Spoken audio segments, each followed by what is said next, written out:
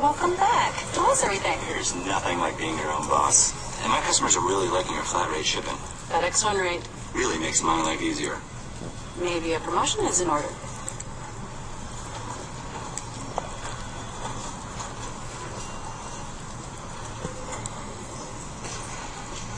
Good news. I got a new title. And a raise?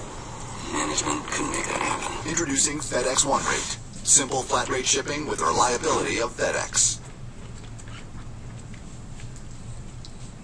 Good evening and welcome to Dateline. I'm Ann Curry. When most children in America think of summer, they think of swimming, playing, and going to camp. But for some children, hundreds of thousands of them, summer means hard labor in the hot sun. They're migrant workers, some as young as 5 or 6 years old, working alongside their struggling parents on America's farms. Over the course of the past year, our cameras have documented a story of hardship, perseverance, and love, and sometimes a triumph over adversity. Here's Dennis Murphy.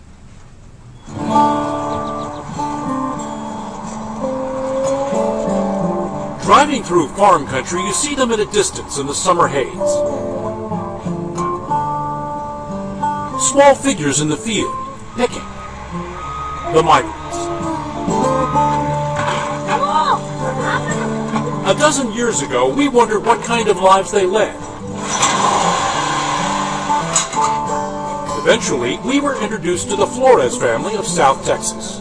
Pablo Flores agreed to take us along with his 7 kids, U.S. citizens all, on their journey to work in the fields. They piled high into their creaky van and pointed it north toward Ohio. As we got to know Pablo, we realized that he saw a purity to his work where we'd seen just back-breaking stoop labor. I think the migrant worker is the happiest man in the world.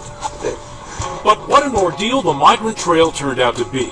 A test for even Pablo's sunny disposition. Breakdowns.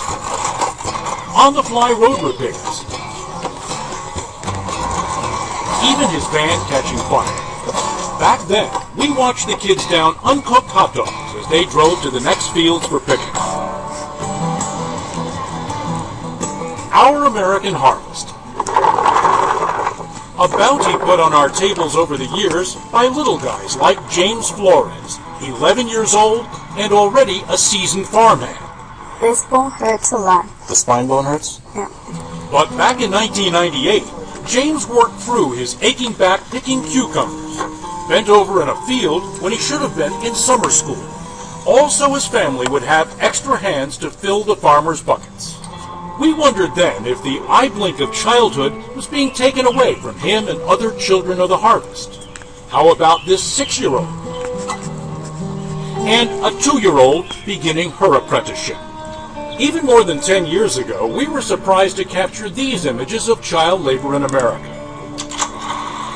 It was like old black and white news documentaries coming to life, and it was hardly a shameful practice legislated out of existence. Kids seem to be everywhere in the fields. And here's the thing about kids working on farms. If they're at least 12 years old, they're perfectly legal. Agriculture has always been an exception to the rule when it comes to minimum age in the workplace. So how's this for irony? At 12, a child can pick blueberries all day long in the hot sun, but at 12, he's too young to get a job stocking those berries in an air-conditioned supermarket. And if a kid is in the fields and under 12, and we found lots of them, then you've wandered into another world of don't ask, don't tell.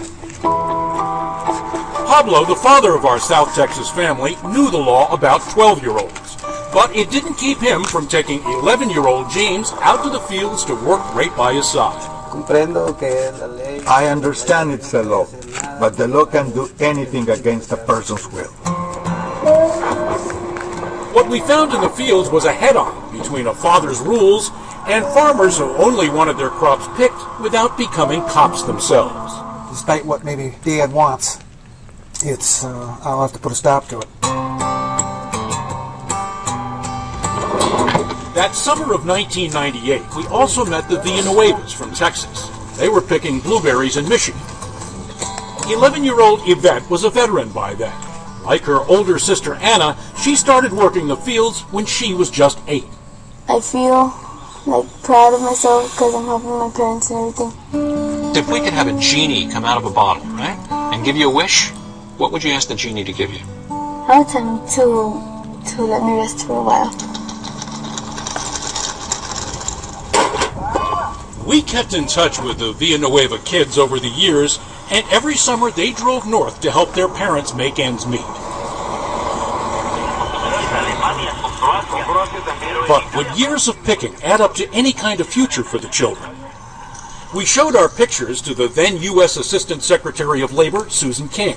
What really gets you is when you see that, is that in this day and age, at the end of this century, we're still seeing pictures that we would have expected to see at the beginning of this century. Remember, at the time, this day and age was 1998. So last summer, we went back out to the fields to see if anything had changed at the start of the 21st century. Were kids still doing back-breaking illegal work? Look for yourself at a blueberry harvest in Michigan. Other peanut-sized children lugging their quota. This boy counting his pay is 11. I just want to leave 4 buckets, so now we have 69 pounds of blueberries.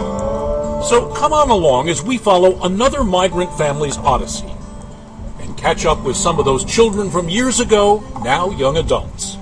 What we find out about their journey through life just may surprise you.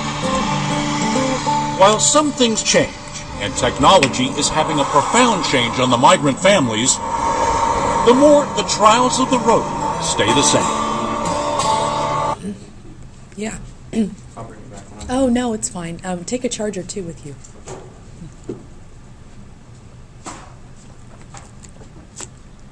Welcome back. Tell us everything. There's nothing like being your own boss. And my customers are really liking your flat rate shipping. FedEx One rate. Really makes my life easier. Maybe a promotion is in order.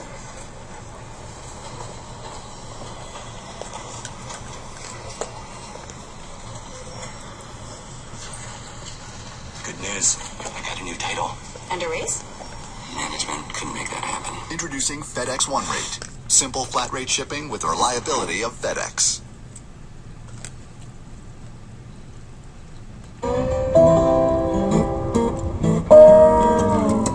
Summer in the Rio Grande Valley, Texas, is a brute.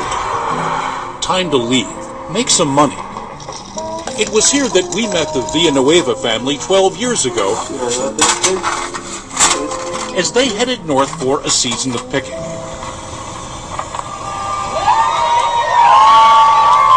When we returned to the valley in the spring of 2009, we saw again that the wind down of the school year spells the beginning of another backbreaking summer of work for a great many children. The number sentence is 20. Like this 4th grader we met at a local school. And what's your name? Ulysses Cruz. And how old are you? 10. Ulysses Cruz's young life has been dictated by the cycle of the crops. Like many migrant kids here, he's pulled out of school early to travel north with his family. When he gets back in the fall, his classmates have had at least a good month's head start on him. Here are the sheep. Sometimes we let them out where they can go eat alfalfa. Like his namesake of the Greek Odyssey, this Ulysses is a well-traveled road warrior. And now he's off again, taken out of school early in May to help pack. Ulysses, Uli as they call him, is Maria and Ricardo Cruz's youngest of 4. His 18-year-old brother Junior, 16-year-old sister Denise will be heading north with him for the harvest. People watching may not understand why you go as a family. Well, if we go together with 1 or 2 extra hands, we make a little more. We can save some money. Ricardo, the father, is an up-by-the-bootstraps guy. He started off selling mangoes at a flea market and now has his own 5-acre ranch in the Rio Grande Valley in South Texas. He and his wife are legal residents, their children all U.S. citizens. This is good for breeding. He raises livestock, and Junior is going to college, so he's a little better off than some of the migrant families we met years ago. But making a living off the ranch is still just a dream. Working the sugar beet fields up north has paid his bills for more than 20 years. This summer, fingers crossed, they're hoping to bring back as much as $35,000. And they need it to make ends meet. So as they've done every spring for 2 decades, this American family from Texas sets off to Danube, Minnesota. They've been going there for so many summers and found such steady work that they bought a little house there 15 years ago. It cost them only $9,000 back then. But just getting the family up to Minnesota will take a big bite out of Ricardo's budget.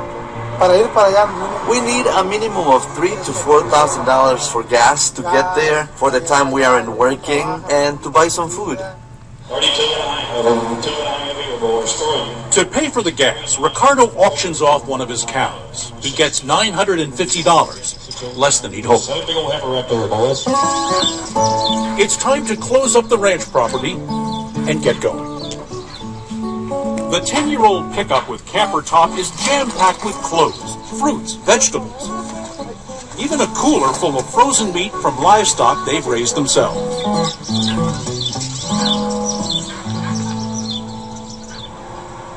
It's 4:30 a.m. on June 9th. I'm getting ready to leave, you know? The pickup is cramped.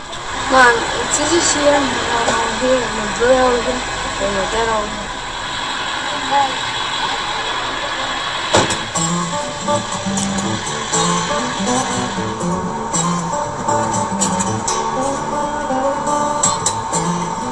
The fields where they're heading are 1,500 miles away. Ricardo's strategy is to make a big push. We've given Sister Denise a video cam to record the journey when she's in the mood. We're here in Kansas and I'm afraid that big cloud full of water might catch us. I hope not. With a storm nipping at their heels, Ricardo decides to get off the road. He's been driving for 20 hours straight. They splurge on a motel room, $75 he didn't plan on spending. But the family needs the bed rest. Finally, we rest. We're only about 6 hours away.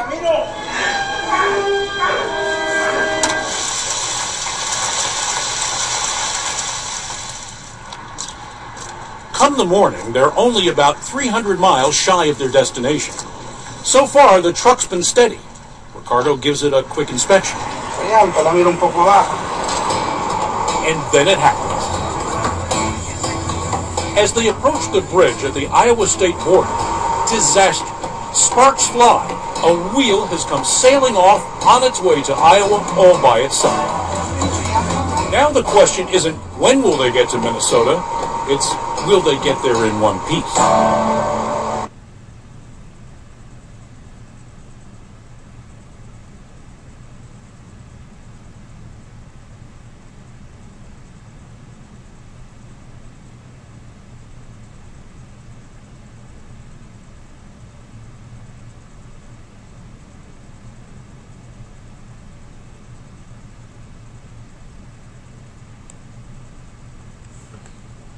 Welcome back. How was everything? There's nothing like being your own boss. And my customers are really liking your flat rate shipping.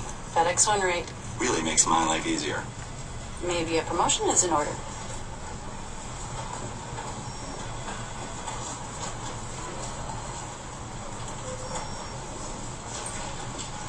Good news. I got a new title. And a raise? Management couldn't make that happen. Introducing FedEx One Rate. Simple flat rate shipping with the reliability of FedEx.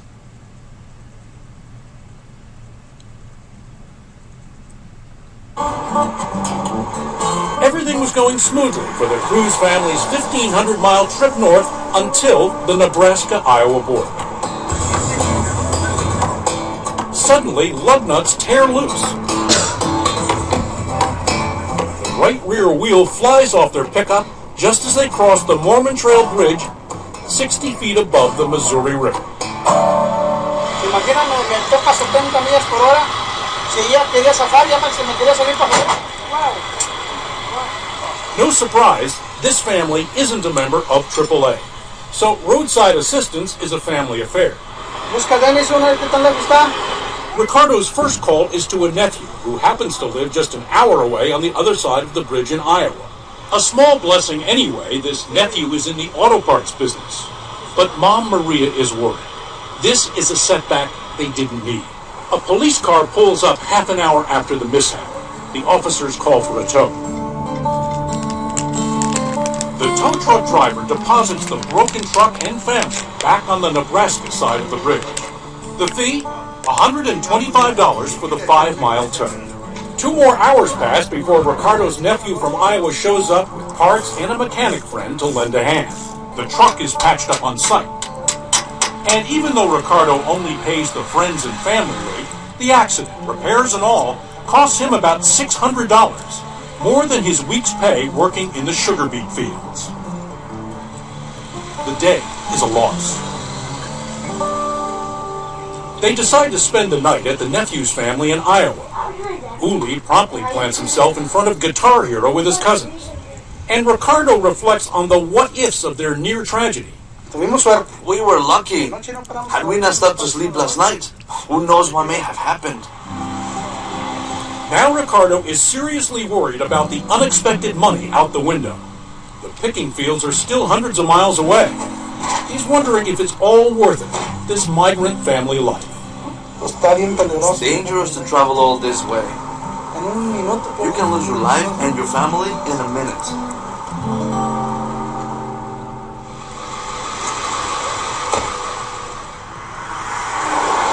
The next morning they head out, hoping to make the final 300 miles to Minnesota in one push.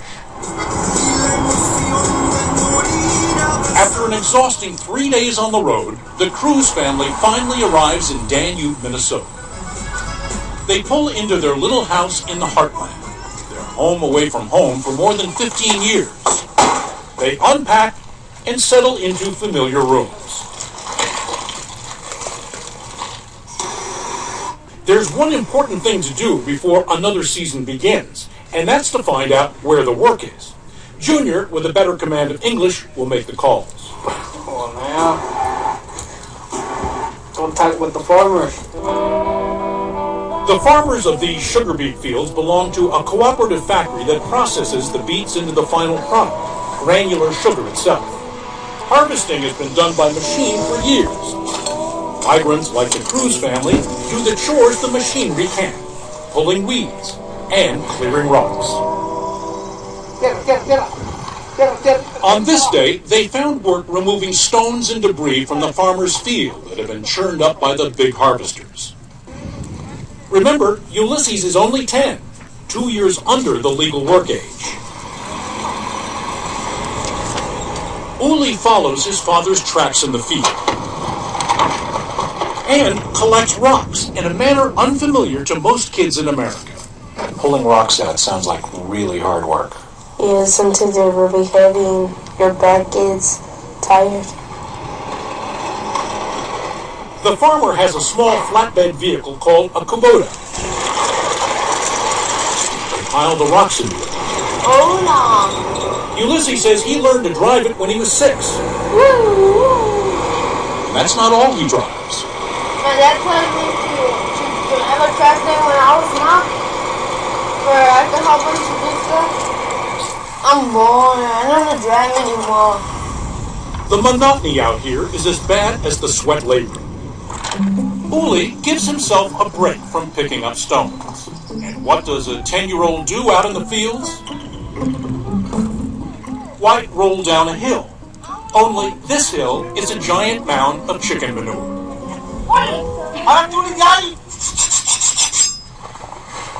Ricardo, though, has a bigger concern than his son's boredom. Technology has arrived in the farmer's field, and it's taking work away from him. A new genetically modified sugar beet has been planted. Paired with an herbicide called Roundup, it doesn't require weeding. Good for the farmers, bad for the field hands like the Cruz family. Ya no hay hierba, ya no hay hierba. El Randa vino y acabó con la hierba y el Lázaro. Already, other migrant families are giving up and heading their vans back to Texas. The season a bust for them before it even began.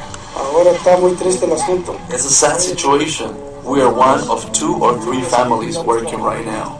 Hola David, habla Ricardo, hábleme para acá. It looks as though Ricardo can scrounge up work for no more than a few weeks. He would not echo our patriarch of a dozen years ago, that the migrant is the happiest man in the world.